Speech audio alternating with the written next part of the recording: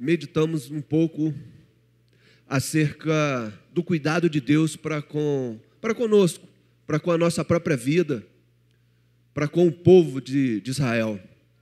Nós meditamos em Isaías 43, o versículo 1 e 2, passamos um pouco pela Bíblia, e nós podemos perceber que Deus, Ele destinava um certo cuidado para o seu povo, e Ele se apresentava como Criador, no texto, nos tornando como sua própria criação,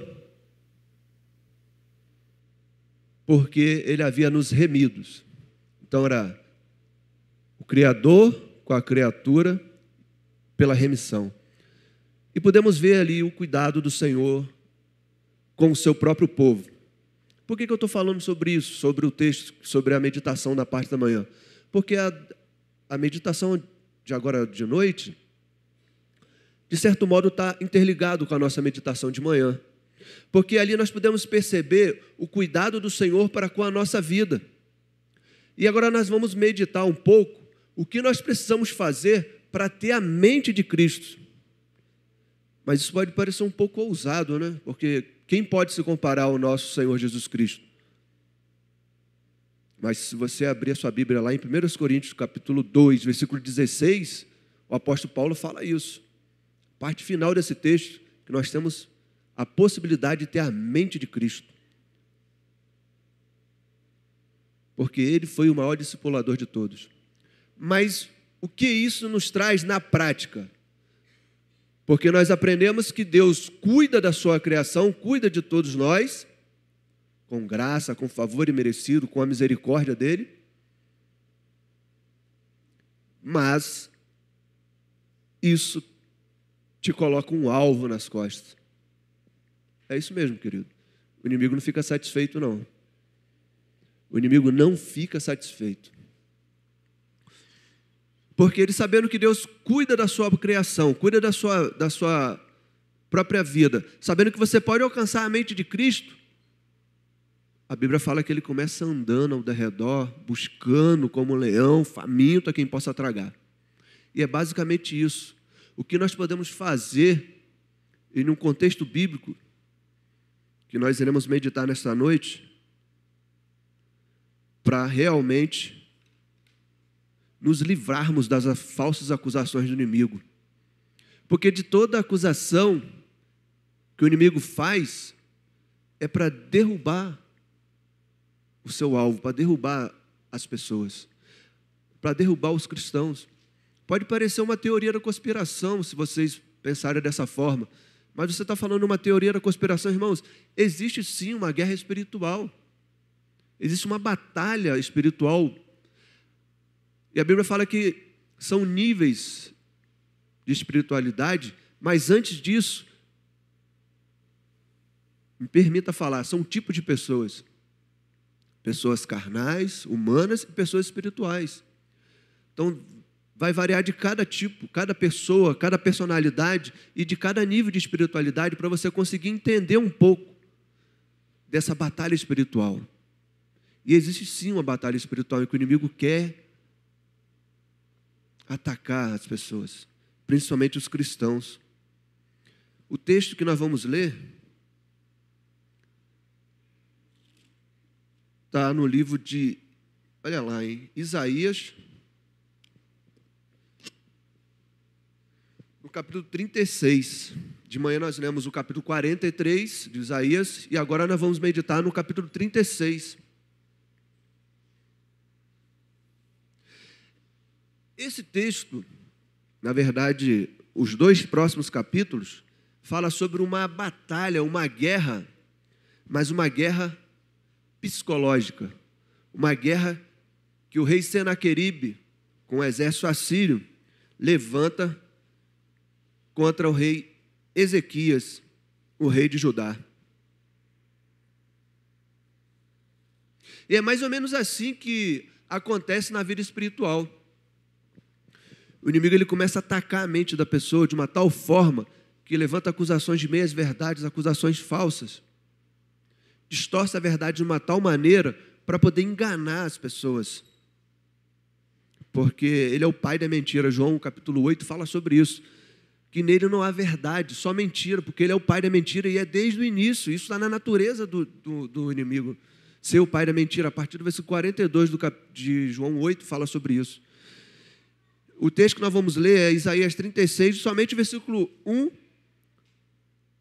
e 2, que diz assim, Isaías 36, Senaqueribe invade Judá. No ano 14º do rei Ezequias, subiu Senaqueribe, rei da Síria, contra todas as cidades fortificadas de Judá e as tomou.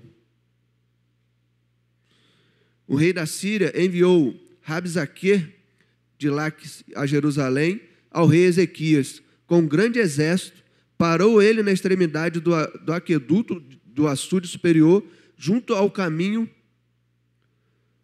do lavadeiro.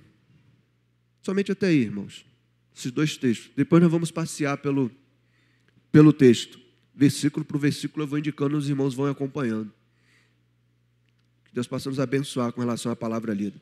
Por que eu li esses dois versículos apenas? Porque é uma introdução para a nossa meditação nessa noite. Porque ele já descreve o plano de fundo do que está acontecendo aqui. O Senaqueribe, ele é um rei assírio que ele tinha uma estratégia de guerra que ele preservava o seu próprio exército.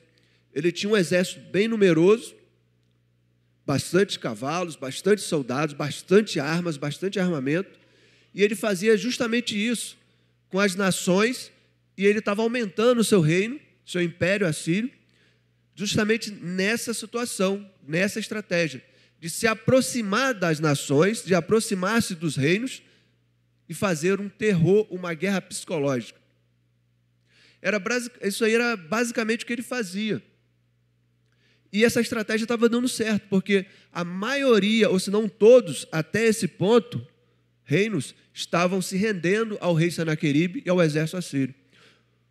Por consequência, o exército estava só crescendo, porque ele fazia o despojo, se enriquecia, aumentava o seu reino e conseguia mais soldados. E com isso ficava mais poderoso, tinha mais ferramenta e mais subsídio para poder continuar com a sua estratégia.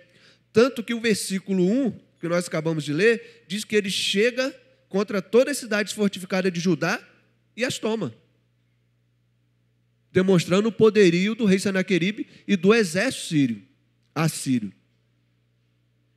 E aí ele se depara com Jerusalém. O versículo 2 diz que ele chega na extremidade, no aqueduto do açude superior, junto ao caminho do campo, e para. A estratégia do Senaqueribe, do rei assírio, ela chegou na cidade de Jerusalém fortificada e parou.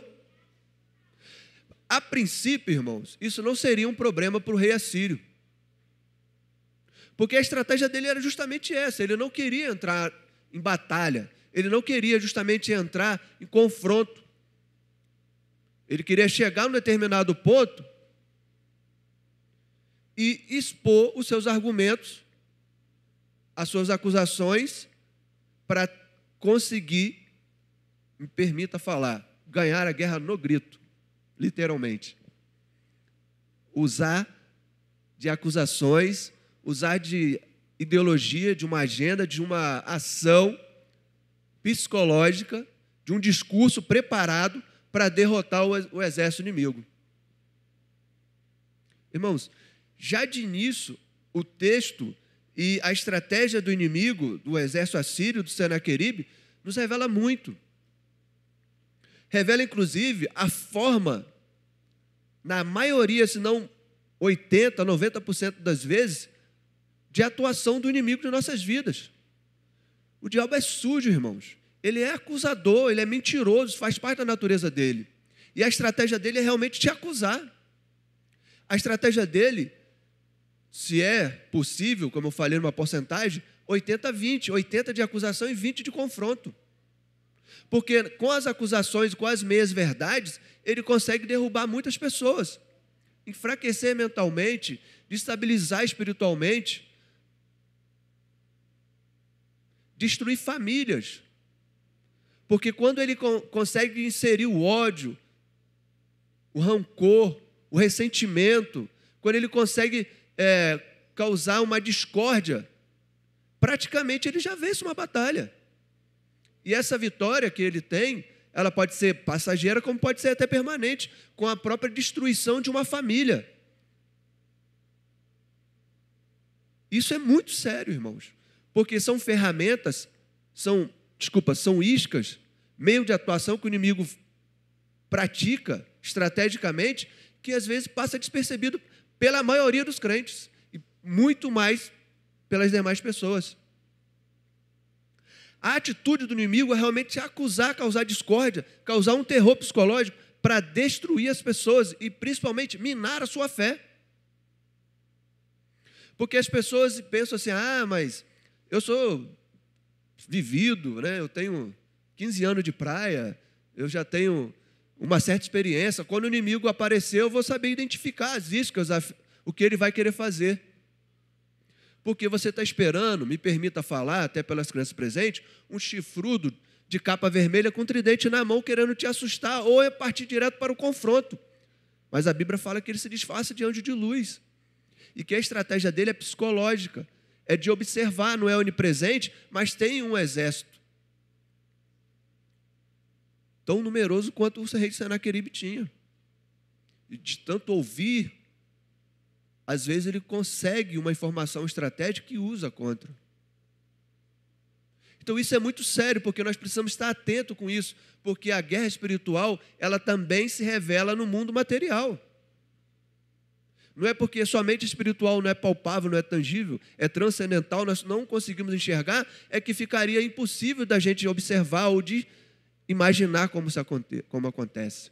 É claro que nós não temos condições psicológicas, nem espiritual, de enxergarmos tudo no mundo espiritual. Nenhum humano teria uma mente, porque a Bíblia fala que tudo vai além, os planos do Senhor, os sonhos do Senhor, o universo. Nós só sabemos uma gota do que foi revelado, porque o que nós não sabemos é praticamente um oceano no mundo espiritual. Então é muito para se aprender. Mas o pouco que nós sabemos, nós precisamos estar atento. Porque a possibilidade de atingir a mente de Cristo, como Paulo falou lá em Coríntios, parte desse princípio de que você precisa estar atento às atitudes ciladas do inimigo. Porque o inimigo não quer partir direto para o confronto, ele quer chegar até onde ele pode e se posicionar estrategicamente para te acusar. Foi isso que Senaqueribe fez e nós acabamos de ver. Então, as cidades que estavam desprotegidas, Senaqueribe chega, invade, toma posse, e quando ele percebe que ele encontra a cidade de Jerusalém fortificada, ele para, e aí ele vai tentar atacar a confiança do povo de Israel. Vamos ler a partir do versículo 4, você que está acompanhando. Rabsaque lhes disse: dizei a Ezequias, assim diz o sumo rei, rei da Síria, que confiança é essa em que te estribas? Irmãos, ele vai direto, o mensageiro do rei Senaqueribe vai direto na confiança do rei Ezequias. E ele fala assim: olha, vocês aí que são representantes do rei Ezequias, pergunta para ele lá, que confiança é essa que ele tem? Por que ele está tão confiante assim? Na mente, acredito ele, do Senaqueribe, do seu mensageiro, do seu general, devia ser pela cidade fortificada, porque isso mostra que Ezequias também estava preparado, porque nós lemos no versículo 2 que existia um açude por debaixo da terra, então tinha água, a cidade era fortificada. Eu não sei, eu não entendo de estratégia de guerra, de guerrilha, mas eu imagino que seria praticamente impossível o exército assírio invadir, e com água eles poderiam permanecer ali há muito tempo, porque a estratégia de guerra é sitiar realmente, deixar sem alimento, sem água, sem nada, para existir uma rendição. Mas como o rei Ezequias estava preparado, ele então usa a estratégia de tentar abalar a confiança do rei e do povo de Israel. E a primeira pergunta onde ele vai atacar é justamente essa: qual é essa confiança que o rei de Israel tinha? Certamente é na cidade fortificada. E a pergunta que eu faço para você, irmão, nessa noite é justamente essa: em quem você confia? Aonde está a sua confiança? Porque a Bíblia fala que uns confiam em carros, outros confiam em cavalo, mas eu farei menção ao nome do Senhor. Você não pode mirar em uma pessoa, você não pode mirar no seu salário, você não pode mirar no seu emprego, por melhor que seja, na sua faculdade, no seu diploma, no seu esposo, na sua... É claro que a relação interpessoal ela é excelente, você precisa ter confiança no seu casamento, nos seus filhos, mas a confiança tem que ser naquele que é autor e consumador da sua fé. Porque quando Rabsaque, o general mensageiro do Senaqueribe, o rei assírio, pergunta aonde estaria a confiança do rei Ezequias, o rei de Israel, ele não imaginava que a confiança de Ezequias estava no Deus, no Senhor dos Exércitos. Porque no final ele diz assim, que quem batalha por eles é braço de carne, mas quem vai em nosso nome é o Senhor dos Exércitos. Então a primeira parte de aflição de Senaqueribe é justamente essa: atacar a confiança do rei de Israel. E se você perceber no versículo 5, nós vamos seguir porque ainda tem várias fases que ele está atacando o rei de Israel. A segunda parte que ele ataca, no versículo 5, é justamente sobre o conselho de guerra e sobre o exército de Israel. Olha só o que diz o 5. Bem posso dizer-te que o teu conselho e poder para a guerra não passam de vãs palavras. Em quem, pois, agora confias para que te rebeles contra mim? Sabe o que isso quer dizer, irmãos? O mensageiro do Senaqueribe está dizendo, você não tem um conselho de guerra, você não tem uma estratégia de luta, você não tem um exército, pode até ter alguns homens aí, mas comparado ao que eu tenho, comparado ao que Senaqueribe tem, você não tem nada. Sabe o que isso quer dizer? Quer dizer que Senaqueribe, através do seu mensageiro, está dizendo para Ezequias que ele não era nada, que ele não possuía nada, que ele não tinha conselho de guerra, não tinha exército, não tinha nada. Você pode ter crescido ouvindo isso, do seu pai, da sua mãe. Você não é nada. Você é burro, me permita falar. Você não consegue acertar nada.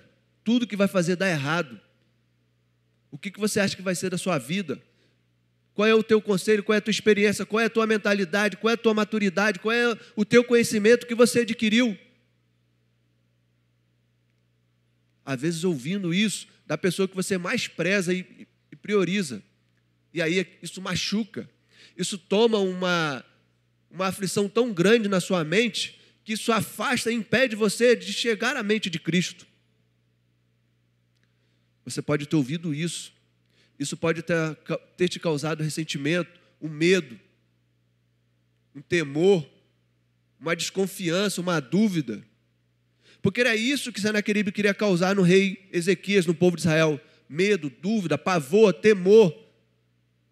E é isso que o inimigo quer fazer hoje em dia, irmãos. Queridos, é isso que ele faz. Ele cria uma estabilidade tal de que você perde a fé. De que você, às vezes, passa a desacreditar no seu próprio potencial. Desacreditar em si mesmo, nas suas possibilidades de crescimento. E, às vezes, crescimento exponencial. Um potencial que pode ir além do que você possa até imaginar. Mas o inimigo quer derrubar, quer botar a pessoa para baixo, dizer qual é o teu conselho, qual é o teu exército, em que você está confiando, quem é você para se rebelar contra mim.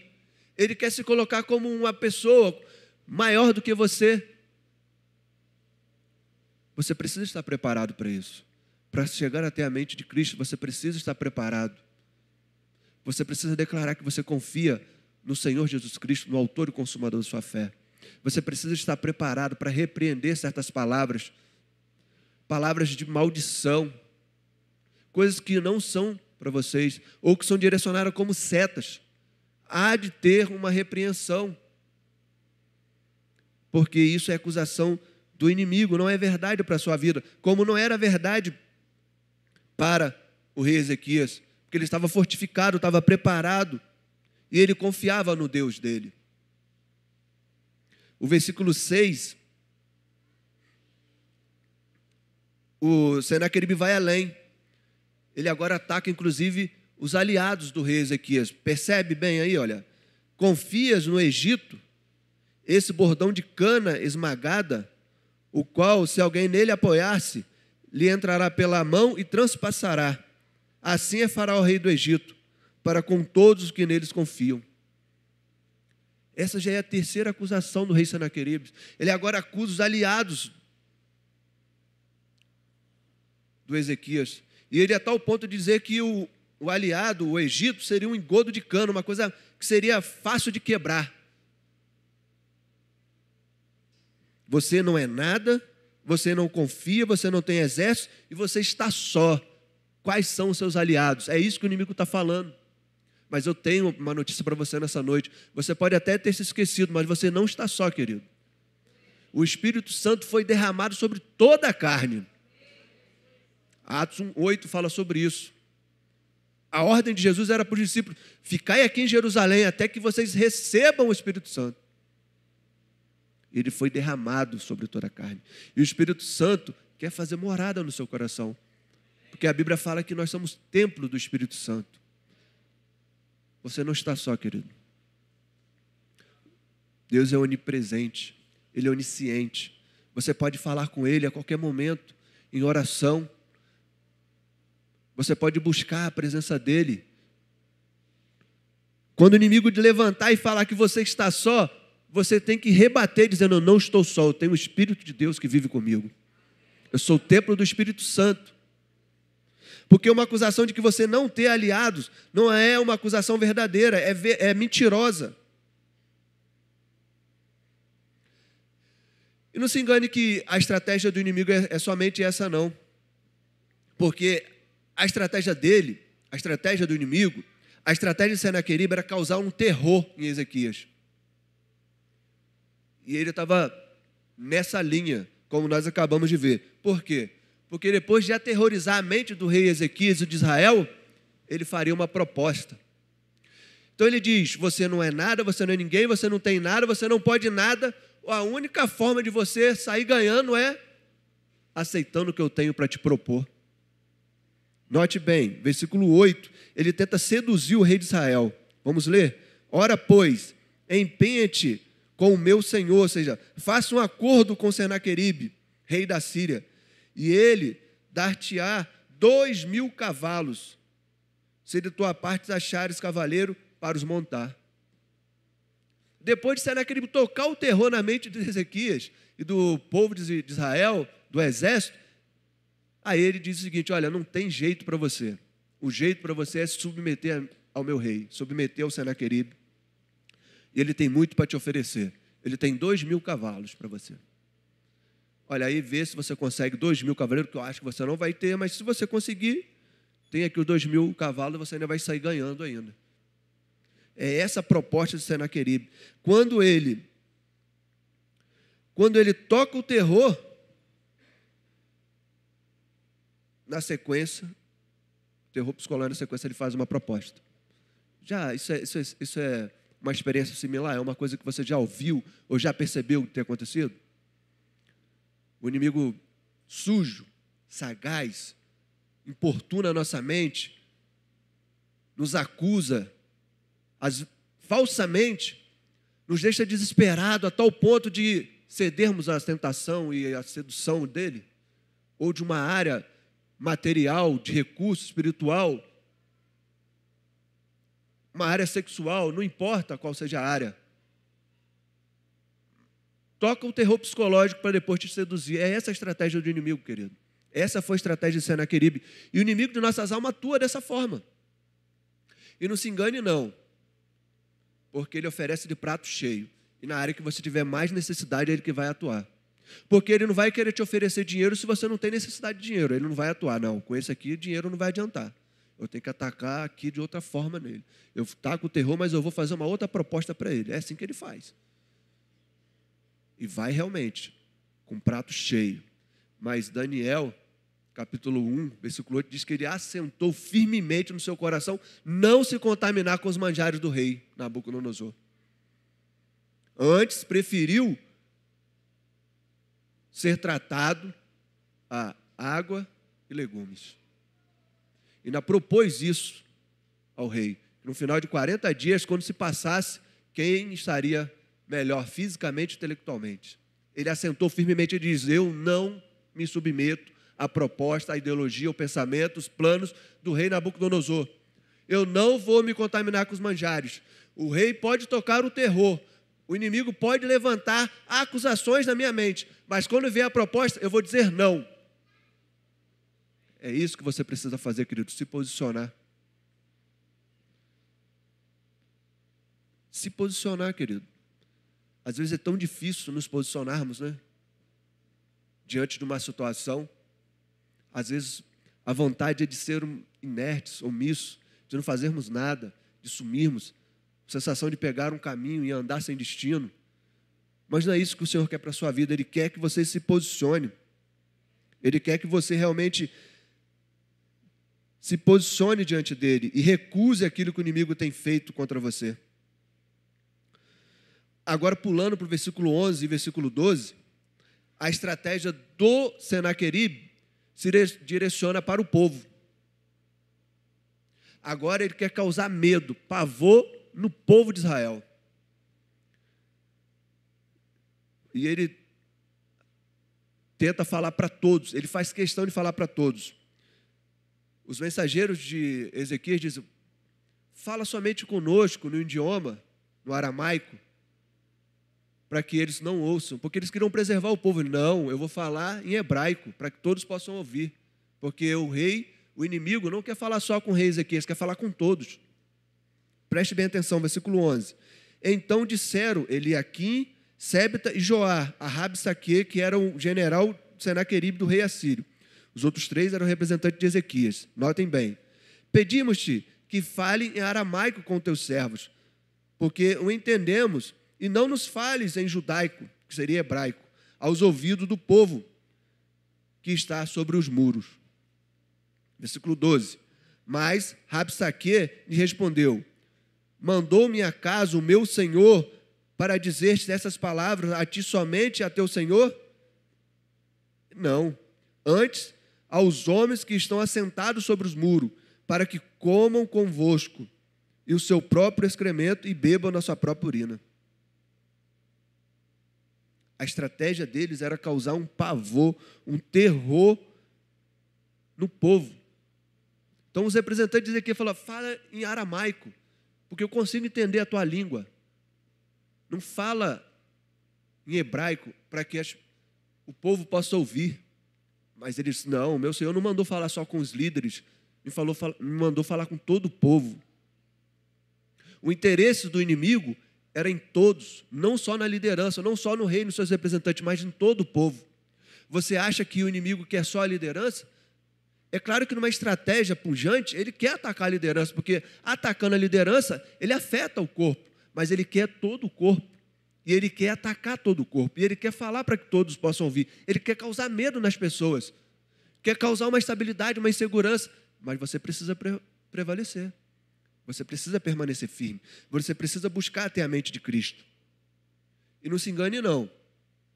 Porque se ele fez a proposta para a liderança, para os reis, ele também propõe para o povo. Vamos ler o versículo 16? Versículo 16 diz assim: não deis ouvidos a Ezequias. O representante de Senaqueribe está falando para o povo. Povo, não ouça Ezequias, não ouça o seu rei. Porque assim diz o rei da Síria: fazei as pazes comigo e vinde para mim, e comei, e cada um da sua própria vida, vinde, e da sua própria figueira, e bebei cada um da água da sua própria cisterna. Ele agora oferece água, vinho e cereal para o povo. Olha, vocês estão com dificuldade aí na cidade fortificada? Não dê ouvido para o seu rei, não, para o rei Ezequias, não, mas fazer acordo comigo, porque eu tenho para te oferecer a sua própria vide, sua própria cisterna e seu próprio cereal de alimento. O inimigo é sujo, querido. Ele é sagaz. Eu falei que ele vem com o prato cheio. Você precisa estar esperto. Precisa estar atento a isso. E a proposta dele é direta. A necessidade do povo era justamente essa. Justamente a necessidade de atacar as pessoas. O quadro geral era esse. Essa proposta, agora vamos meditar um pouco nesse versículo 16. Essa proposta do inimigo era falsa? Não era totalmente falsa. Porque realmente eles estavam sitiados, aterrorizados. Correto? Por mais que existiam açudes ali, a alimentação devia ser racionada, e aí ele propõe uma alimentação dessa forma. Faz lembrar o que é isso, vocês? Uma verdade distorcida. A própria tentação de Jesus no deserto. O inimigo faz isso com Jesus Cristo. Olha, dê ordem a essas pedras para se tornar pães.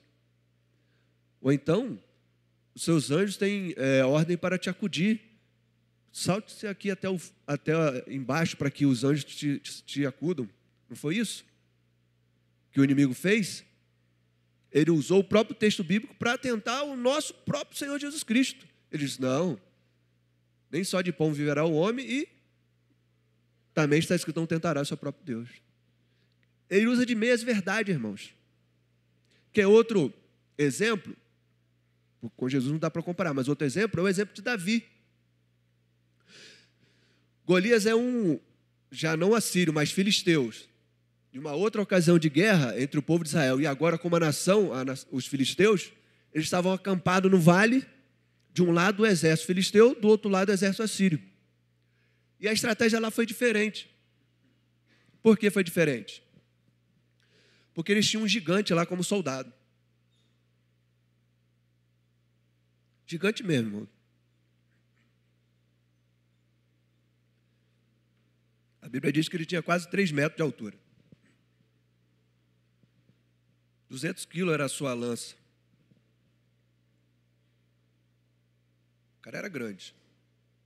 Do outro lado, Davi, que era um dos menores, o mais novo e o menor da sua família, seus irmãos. Quando Davi aparece, ele faz uma brincadeira que tem um pouco de verdade quanto a Davi. Zombando de Davi, ele diz assim, acaso sou eu animal para que você venha contra mim com paus e pedras? Foi a primeira coisa que Golias falou para Davi. A acusação de meia-verdade foi essa. Porque Davi tentou se vestir, se armar, colocar uma armadura, pegar uma espada, pegar um escudo. O rei Saul falou para ele se preparar, ele tentou, olha, isso não é para mim não. Tirou tudo, falou assim, olha, o Senhor me deu o urso e o leão, me dará também esse incircunciso. E aí ele se apresentou conforme ele já tinha uma experiência. E aí levou esse momento do Golias usar aquela verdade de Davi contra ele. Por acaso sou eu animal para você vir com paus e pedras? Só que aquilo era meia verdade. Porque Davi não foi confiando somente naquilo, na sua atitude de guerreiro, de soldado, porque ele não era. Pelo contrário, era um pastor. Ele foi confiando no Senhor. Ele foi confiando no Deus que ele servia. Ele foi confiando que Deus entregaria Golias para ele. Então, por isso que não era verdade totalmente. Era meia verdade. Quando ele acusou Davi de estar armado com paus e pedras, a verdade correta, o que era correto ele ter falado era, vem aquele que é servo do Senhor. Só que isso era um decreto de perdição para ele, de morte. E ele não sabia. Então é isso que o inimigo faz. O inimigo te acusa às vezes de certas coisas de meia verdade, mas ele nunca vai reconhecer que você é um servo do Senhor, de que você tem o Espírito Santo, de que como Davi, você foi selado pelo Espírito Santo. Não aceite meias verdades do inimigo. Nem tudo que ele fala é verdade. Ele é o pai da mentira. João fala sobre isso. Agora, uma última estratégia, já caminhando para o final, do rei Senaqueribe, do rei assírio, está no versículo 18 até o versículo 20. É a acusação da experiência. O inimigo se levanta dizendo assim, olha, eu sou experiente. O inimigo das nossas almas diz assim, ó, eu sou experiente. Ele pode acusar você e dizer assim, já levei não sei quantas pessoas para a perdição, não sei quantas pessoas para o vício, não sei quantas pessoas morreram, porque ele tem experiência nisso, irmãos. Deu bobeira, ele está laçando. É laço de passarinheiro, coisa séria. Não é brincadeira, não, é guerra espiritual. E aí no versículo 18 a 20, Rabsaque, que é o general mensageiro do rei Senaqueribe assírio, diz que nenhum dos deuses das nações seguintes conseguiram se sustentar contra o rei da Síria. 18. Não vos engane, Ezequias, dizendo, o Senhor nos livrará. Acaso os deuses das nações livraram cada um da sua terra das mãos do rei da Síria? Não se engane, Ezequias. Onde estão os deuses de Amate e de Arpade? Onde estão os deuses de Sefarim? Acaso livraram eles a Samaria das minhas mãos? Quais são, dentre todos os deuses destes países, o que livraram a sua terra das minhas mãos, para que o Senhor livre Jerusalém das minhas mãos?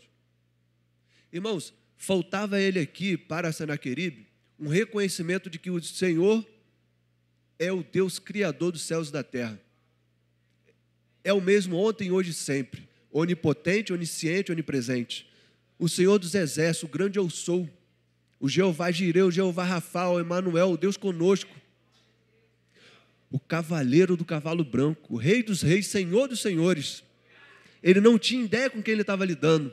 Ele estava lidando somente com deuses falsos, ídolos, paganismo. Mas quando se deparou com o Senhor dos exércitos, ele parou, porque ele não reconhecia e não tinha ideia do poderio, da soberania do nosso Deus.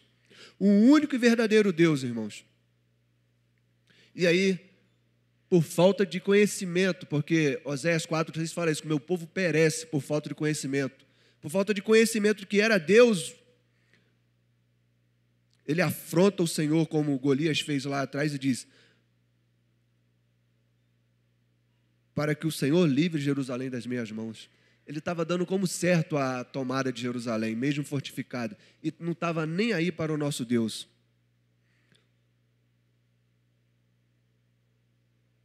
Isso é triste, irmãos, porque o inimigo ele quer desfazer da sua vida, ele quer desfazer da sua fé, ele quer desfazer do seu trabalho, ele quer desfazer do próprio Deus que você serve. Vai na igreja, não. Vou pedir perdão de antemão, meu pastor. Não vai ouvir aquele pastor, não. O pastor Robson fala muita coisa, não vai ouvir, não. Perdão, meu pastor. Não vai na igreja, não. O louvor lá é assim, o som é assado. As pessoas... Ele quer desfazer da sua fé, quer desfazer da sua experiência espiritual. Para que isso? Para que ler a Bíblia? Para que cantar louvores? Para que fazer a sua devocional? Para que dizimar? Para que ofertar? Para que ensinar o teu filho, tua filha? Ele quer mexer com a tua fé, ele quer destabilizar o seu conhecimento espiritual, a sua experiência com Deus, a sua visão de reino. Ele quer limitar o alcance seu ao perdão, ele quer limitar o teu acesso à cruz, ele quer desfazer tudo que foi feito na cruz, mas ele não vai conseguir, ele não consegue. Porque o ato vicário de Jesus Cristo na cruz foi um ato perfeito. Por ele ter morrido na cruz para te salvar, para me salvar, foi um ato perfeito de remissão, de resgate das nossas almas. Porque quando ele morreu e ele ressuscitou, Atos 10 fala sobre isso. Quando Pedro está diante de Cornélio e ele vai fazer a defesa da visão de Cornélio, ele fala sobre Jesus Cristo. Acredito que a partir do versículo 18, ele fala sobre isso. De quê? De que Jesus veio ao mundo para morrer na cruz e ao terceiro dia ressuscitou. Ele faz uma declaração ali perante Cornélio, perante os homens que estão ali, sobre isso, sobre Jesus Cristo. O inimigo não pode desfazer do nosso Senhor. Note bem, capítulo 37, versículo 6, Isaías tem a resposta de Deus para toda essa questão de Senaqueribe. A resposta do Senhor, por quê? Senaqueribe é sim o contexto para a gente entender. Senaqueribe vem afrontar, pega o seu general, Rabsaque, manda ele lá afrontar a cidade de Jerusalém. Na cidade de Jerusalém, ele se encontra com uma cidade fortificada. Ezequias manda os seus mensageiros, vão falar com Rabsaque, general do Senaqueribe. Eles recebem aquilo dali, levam para o rei Ezequias. O rei Ezequias vai falar com Isaías, que é o profeta. Isaías vai falar com Deus. Deu para acompanhar? Foi rápido, mas esse é o contexto. E aí nós temos a resposta de Deus, 37, versículo 6. Isaías lhe disse: dizei isto a vosso Senhor, assim diz o Senhor, no caso Deus, não temas por causa das palavras que ouviste, com as quais o servo do rei Assírio blasfemaram contra mim. Eis que meterei nele um espírito, e ele, ao ouvir certo rumor, voltará para a sua terra, e nela o farei cair morto à espada. Era para glorificar agora, irmãos, de pé ainda. Porque quando o inimigo se levanta é para cair. Foi isso que aconteceu com Senaqueribe. A resposta que Deus deu através de Isaías para Ezequias e para o rei Ezequias e para o exército de Israel, para o povo de Israel, é a resposta que Deus tem para você nessa noite, querido. Não importa a palavra que o inimigo levante contra você, eu sou o Senhor da sua vida. E ele vai se levantar para cair, e ele vai morrer, vai ficar morto. A espada. Não importa as mentiras, as falsidades, você sendo selado pelo Espírito Santo, é essa a resposta que Deus tem, foi a resposta que Deus deu para Isaías, resposta que Deus deu para o rei Ezequias. E se você seguir para o final desse capítulo, versículo 36, 37 e 38, vai mostrar justamente a destruição do exército assírio e a morte do rei Senaqueribe. Então, versículo 36 do capítulo 37, estão acompanhando? Então saiu o anjo do Senhor e feriu no arraial dos assírios a 185 mil homens. Não foi meia dúzia não, irmãos. 185 mil homens. Quando se levantaram os restantes pela manhã, eis que todos estes eram cadáveres. Retirou-se, pois, Senaqueribe, rei da Síria, porque era medroso.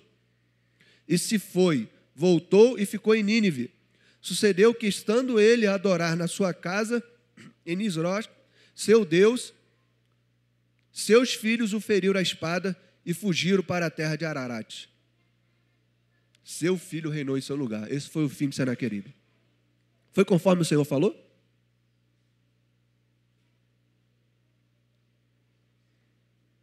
Foi conforme o Senhor falou. E é isso que Deus tem para te falar nessa noite. Que Ele está disposto a lutar a tua luta. Ele está disposto a ser o seu Deus. Para isso basta você querer, basta você recebê-lo como seu Deus. Mas eu ainda não tenho uma experiência com Deus. Eu tenho ouvido você falar aqui dos cuidados de Deus, tenho ouvido falar sobre todas as coisas. Eu não tive essa experiência ainda. De manhã nós falamos sobre várias experiências sobrenaturais, e aqui também sobre a ação de Deus, e isso revela o cuidado de Deus para com o seu povo, e a possibilidade de nós alcançarmos a mente, de termos a ideia de que fomos selados e que estamos guardados pelo nosso próprio Deus, como Ele fez aqui. Então, para você que não tem o conhecimento de Jesus Cristo, e que ainda não tem essa experiência, essa é a noite, querido. O que eu faço? Você precisa somente se manifestar dizendo que você aceita e reconhece Jesus Cristo como Senhor e Salvador da sua vida. Porque você vai ter acesso ao reino dele, ao reino dos céus, a um reino espiritual, e com certeza o Espírito Santo vai fazer morada na sua vida. Mas vai resolver a minha vida, eu não vou ter mais dificuldade? No mundo tereis aflições, mas tenha bom ânimo, porque eu venci. Você não estará mais sozinho, você terá o Espírito Santo com você. Então esta é a noite para que você receba o Senhor. E para você que já tem o Senhor, é preciso um momento de se fortalecer. Efésios 4, 14 e 15 diz assim, já é o texto que eu estou lendo para encerrar, queridos.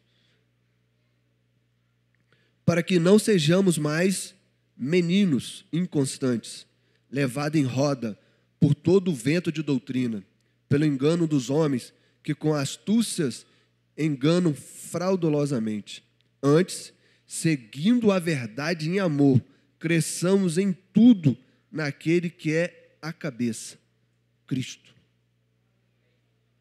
O seu momento de instabilidade, de inconstância, acabou. Você precisa seguir naquele que é o cabeça, que é Cristo, irmãos. Não importa falação do inimigo, acusação de meia-verdade. Não importa nada disso. É o momento de você fazer um pacto com o Senhor e dizer: Senhor, eu te aceito como meu Senhor e Salvador. Eu reforço contigo porque eu sou o teu povo.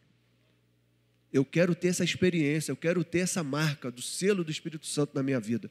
Eu já não aguento mais ouvir acusações de inimigos na minha mente. Eu já não aguento mais o inimigo querer se levantar contra a minha família. Eu quero dar um basta nisso. Hoje é o momento.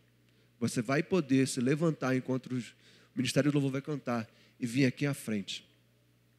Se você vir aqui à frente e falar assim: eu estou aceitando Jesus Cristo como meu Salvador, porque eu quero essa experiência para mim, eu quero ter o Espírito Santo. Você vai poder falar comigo aqui. Nós vamos orar especificamente por isso, pela sua vida. E você que quer renovar o seu pacto com o Senhor, dizendo: Senhor, eu quero continuar sendo seu povo. Vem até aqui à frente também, querido. Renove esse acordo com o Senhor. Não fique incomodado com as pessoas, quem está do seu lado, com o que vão pensar. É o momento seu com Deus, querido.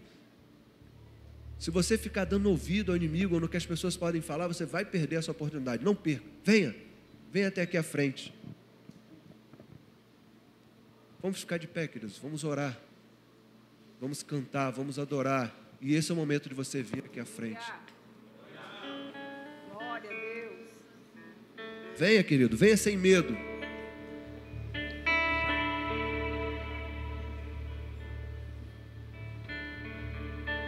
Oh, Deus maravilhoso.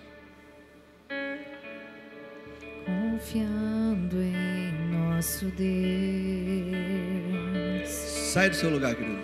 E em seu eterno amor. Eu preciso de duas irmãs aqui. Seremos abalados.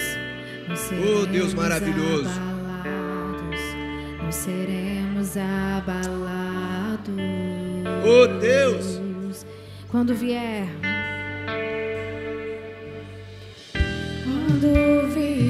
a intensa escuridão,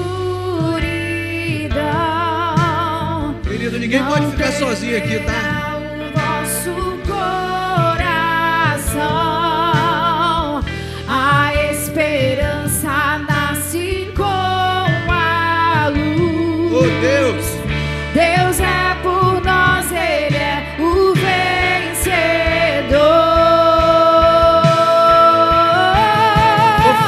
confiando em nosso Deus. Oh, Deus. E em seu eterno amor. Venha, querido, não seremos abalados, não seremos abalados, não seremos abalados.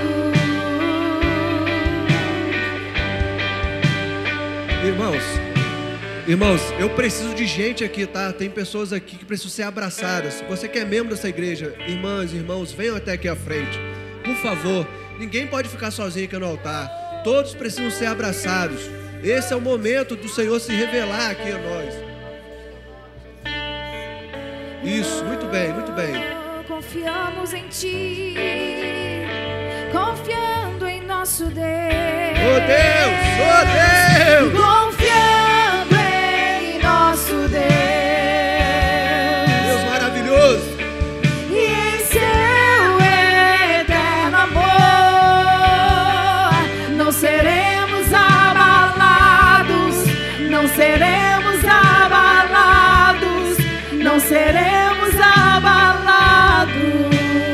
Vamos encarar, os seus inimigos cairão. Seus inimigos cairão. O nosso Deus é mais forte. Deus é mais forte. Ele é poderoso. Ele nunca perdeu nenhuma batalha, nenhuma guerra ele perdeu. Mais alto nome não há. Jesus é grandioso. Erga suas mãos se você entende isso. Os seus inimigos cairão. Seus inimigos cairão.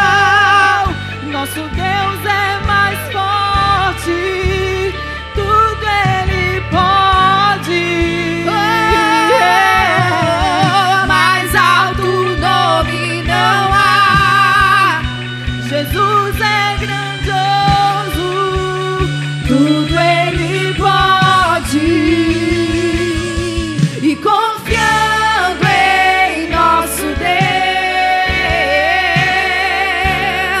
e em seu eterno amor, não seremos abalados, não seremos abalados, não seremos abalados.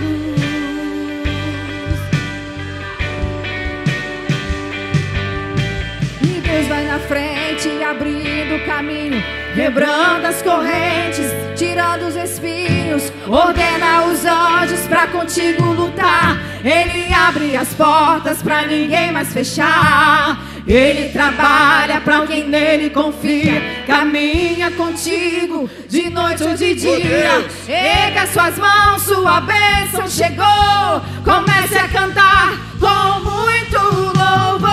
Ainda tem tempo, querido. Com muito Venha. louvor. Venha, querido. Com muito Venha. louvor. Venha, querido. Com muito louvor.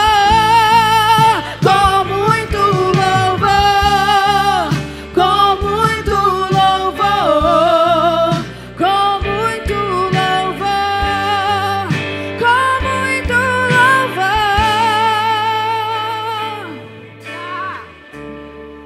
Glória a Deus, Deus é maravilhoso. Eu preciso perguntar, alguém aqui à frente que veio para dizer assim: eu aceitei Jesus nessa noite, eu quero como meu Salvador.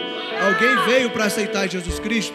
Ou todos aqui são crentes? Glória a Deus, Deus abençoe, Deus abençoe. Mais alguém, além das duas irmãs? Deus abençoe as irmãs. Nós vamos orar especificamente. Deus abençoe, irmã. Vem aqui as três pela frente. Pode vir aqui vocês. Nós vamos fazer o seguinte: vamos orar para essas irmãs que estão aceitando Jesus nesta noite. E vamos orar na sequência pelos irmãos. Pode vir aqui à frente. Vem mais um pouquinho aqui. Deus é maravilhoso. Glória a Deus. Irmãos, é para glorificar, irmãos. É uma salva de palmas no nome de Jesus. Deus tem feito maravilhas, irmãos. Oh, Deus maravilhoso. É para bradar, querido. Oh, Deus. O Espírito Santo faz de uma forma que muda toda a estrutura. Eu tenho uma notícia para você: de hoje em diante o inimigo não pode tocar na sua mente.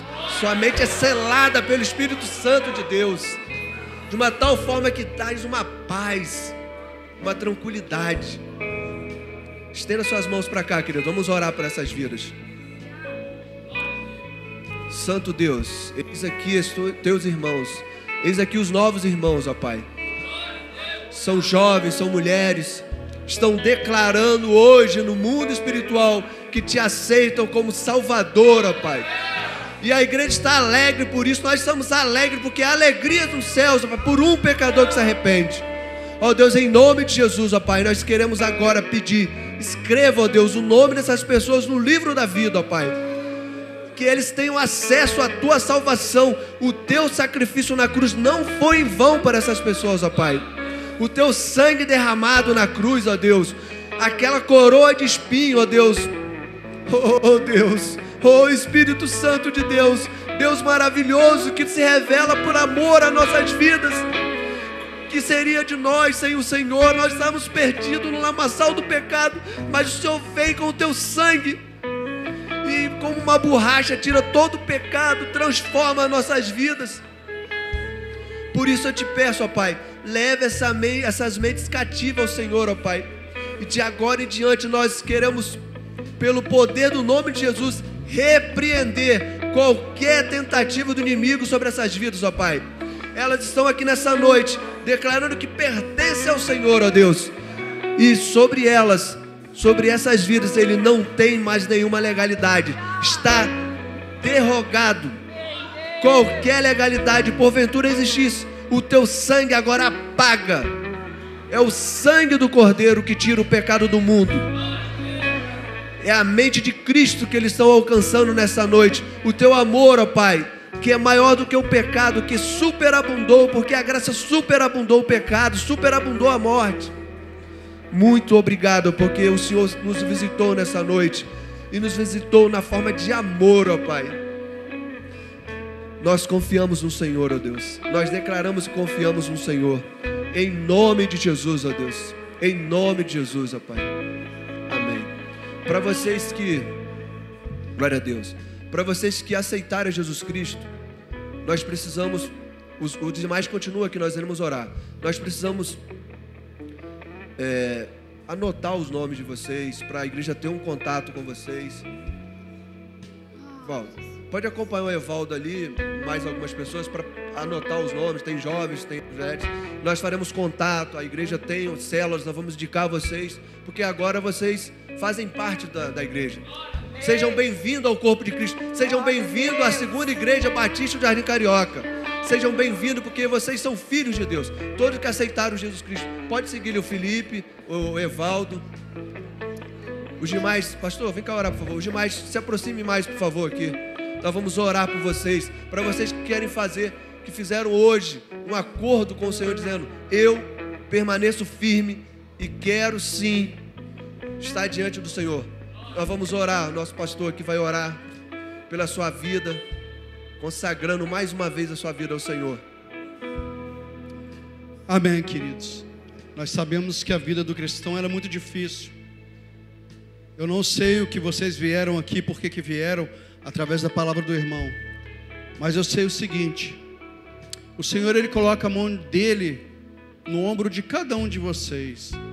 E Ele fala assim, que vocês são meu filhinho amado, meu filhinho querido. E se vocês pensam que vocês estão sozinhos, pode se esquecer disso, porque Jesus jamais vai abandonar qualquer um de vocês.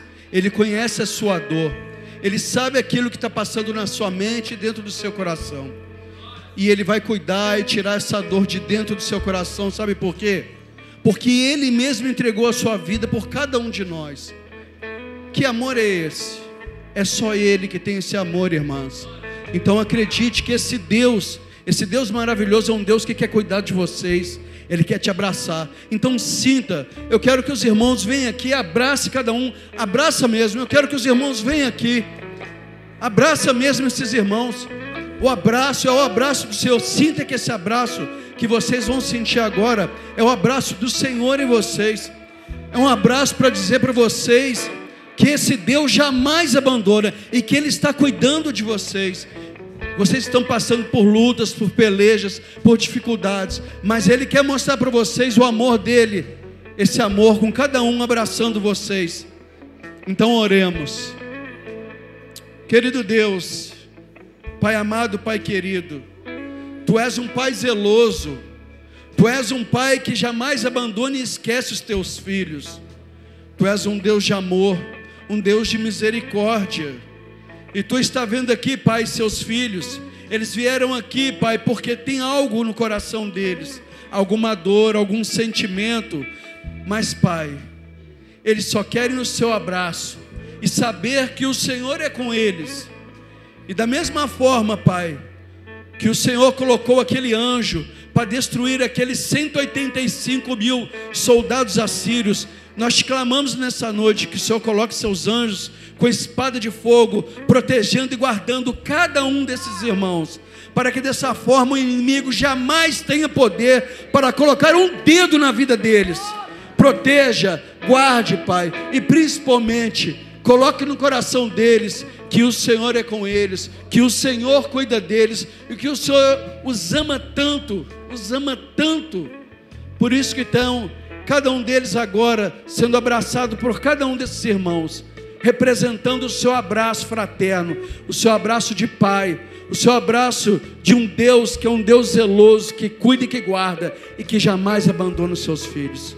Essa é a oração que nós fazemos, Pai, nessa noite, agradecidos, no nome que é sobre todo nome, Pai, que é o nome do Teu Filho amado Jesus.